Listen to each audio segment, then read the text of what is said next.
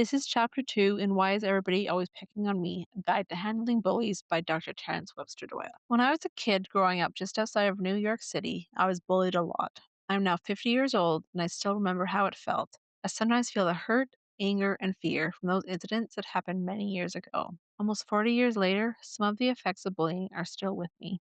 I'm now going to read a story called The Day of the Bee Sting. I remember two bullies in particular, Dickie M. and Vinnie B. I won't mention their last names in case they're still around. Maybe I'm still nervous that they'll get me now. It seemed that almost every day one of these two tough boys bullied me. They would make me do things I didn't want to do. They made fun of me and at times beat me up, just for the fun of it.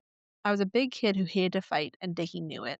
He would get me on the ground with his knees on my arms, pinning me down. I always felt frustrated and angry and wanted to cry, but I didn't want him to see any of this. I just let him beat me up without doing anything back. No adults ever stopped those beatings, although I wish they had.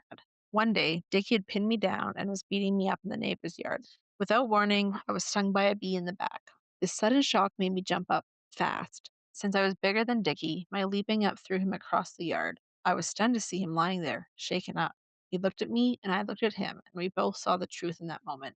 I was the stronger of the two. From that day on, he never beat me up again, although he did bully me verbally, calling me names and ridiculing me. His older brother hurt me badly twice, once knocking out my front tooth and once running into me with his bike on purpose, which threw me into the air, causing me to hit my head on a curb. I had to go to the hospital on both occasions, first to have my tooth and split lip attended to, and second and more seriously to have my head, near my left temple, sewn up. This hit to the head almost took my life. The doctor said that if the hit had been a little more in the temple area, I'd probably be dead. I still feel the effects of that injury. I left that tough town in the 8th grade to go to high school in another nearby town. This new town was very wealthy. I was no longer threatened by physical attacks from Vinny or Dickie, but I felt threatened in a different way. In this new town, we were encouraged to aggressively pursue money and power. For the many years I lived there, I was bullied into believing there was something wrong with me for not being money oriented and power hungry, attributes that many in the town thought of as admirable.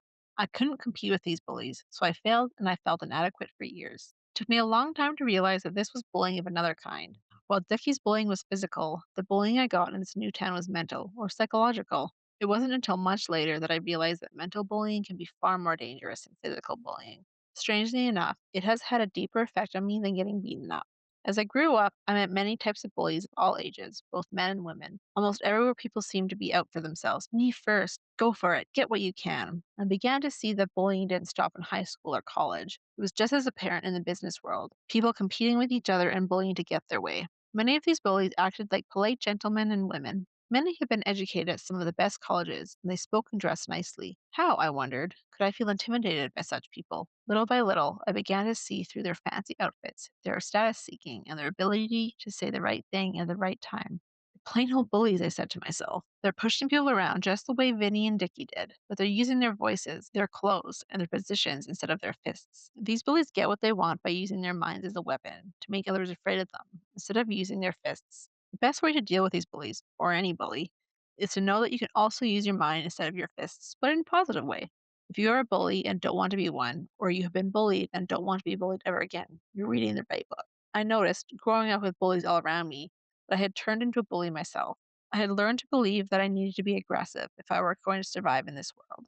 Even today, I sometimes find myself unfairly bullying my wife and daughters, asserting my power over them with words or gestures. And at times I do the same to me. At one time or another, we all do it. Teachers occasionally use their authority to bully. Parents will sometimes aggressively pursue their own needs or the needs of the family. Political and military bullies get power hungry and want to dominate the world. You can be sure any war we've gotten into was started by bullying. Kids are not born bullies. We learn how to be bullies from adults. Then we grow up to become adult bullies. That's the end of chapter 2 in Why is Everybody Always Picking on Me? A Guide to Handling Bullies. If you would like to download this book, you'll find the link to it in our show notes.